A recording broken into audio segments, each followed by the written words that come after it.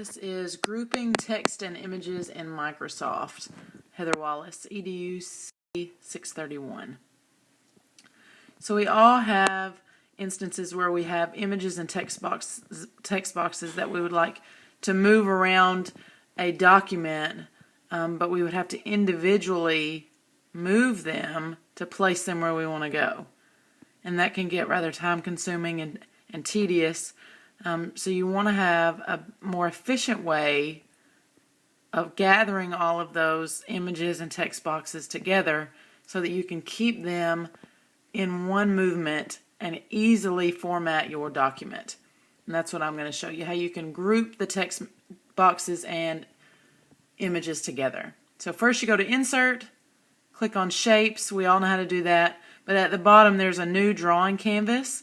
Click on that, and it will open up a large blank white box where you will insert your images and text boxes into that canvas.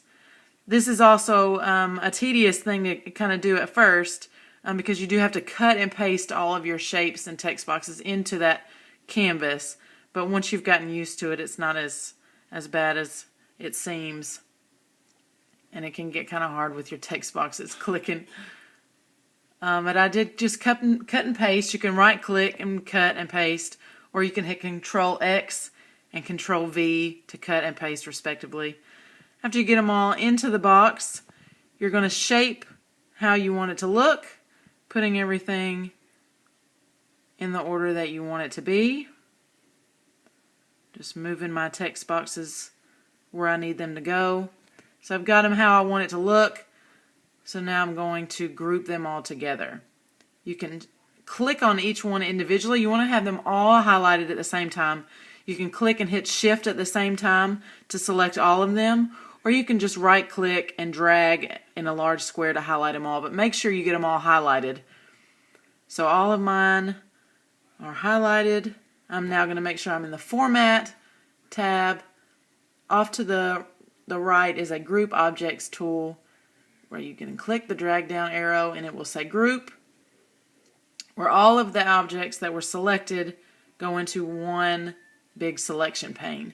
Now notice when I move around, it won't move outside the canvas box, but you can move the canvas box. So I'm going to make it smaller, make it easier to move, and you can move it up into the text.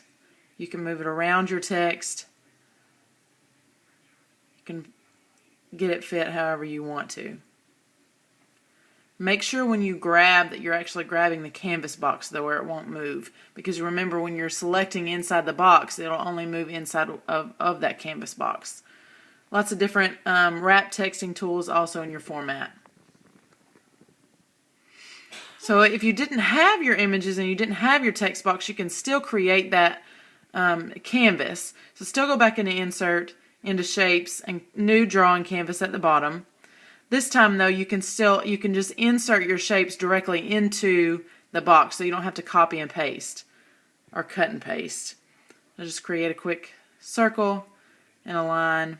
This is used definitely in math a lot because we have a lot of shapes and a lot of figures that we have to use when we're trying to solve equations. The only problem though is that you do have to insert your text box outside of the canvas and still copy and paste it into it. So make sure you click outside your canvas box, create your text box, and then cut and paste, Control X, Control V, shift it around where you want it to go. Make sure you highlight all objects.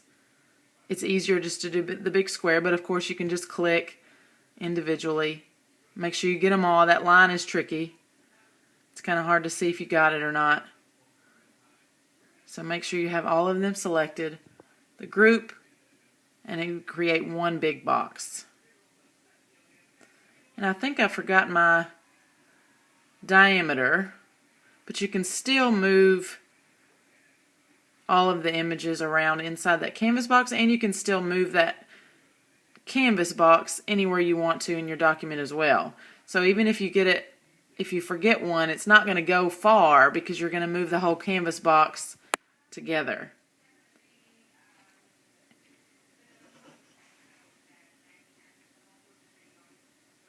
So we can also ungroup them by clicking back in the canvas box. If you notice, when you try to select them all, it's not going to happen because they're grouped together.